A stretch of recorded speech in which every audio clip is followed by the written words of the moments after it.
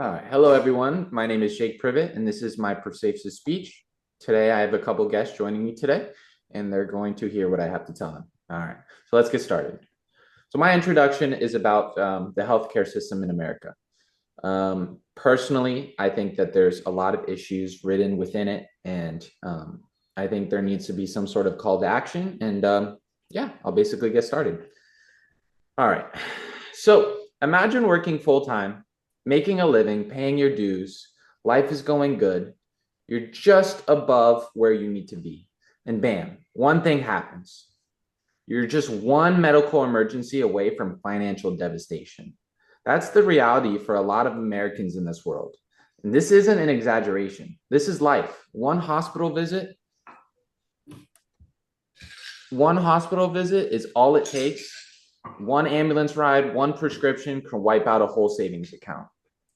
Therefore, regardless of the firsthand experience, all of us in this room are impacted. Even if you rarely get sick, the rise in premiums, the out-of-pocket maximums, and drugs will eventually catch up. Healthcare is not something we can decide to engage with. Inevitably, one day, all of us, everyone in this room, everyone watching, will need healthcare.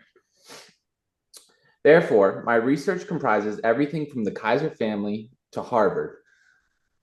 But really, I've seen the impact of surprise through medical bills through my own eyes, personally.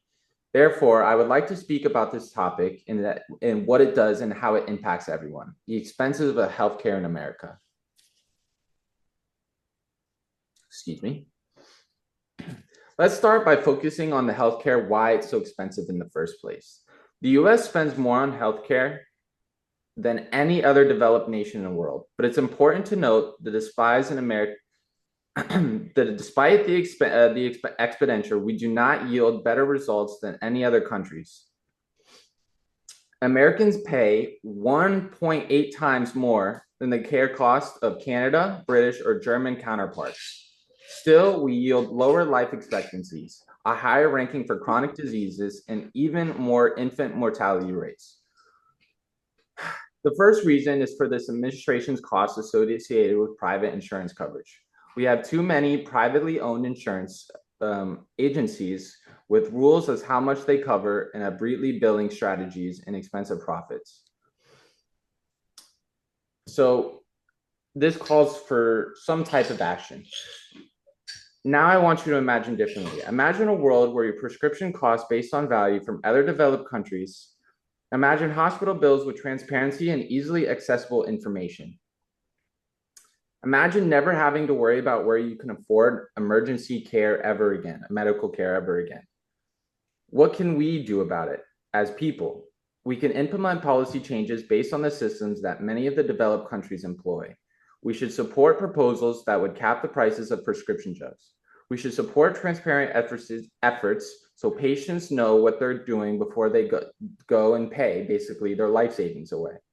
We should support public options for insurance so people aren't tied into insurance companies that gouge them every single January. We need to take baby steps. This isn't going to happen in a day. Educating ourselves, voting for politicians who promise change, and speaking out loud to pressure change.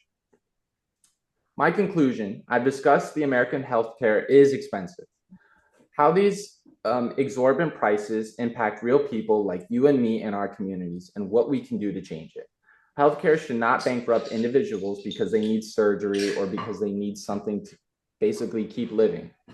Healthcare should drive people to reconsider necessary treatments because they'll end up in medical debt. When we take things seriously and push for a better future based on today's reality, we can ensure medical emergencies aren't financial destruction. Thank you, everyone, for joining.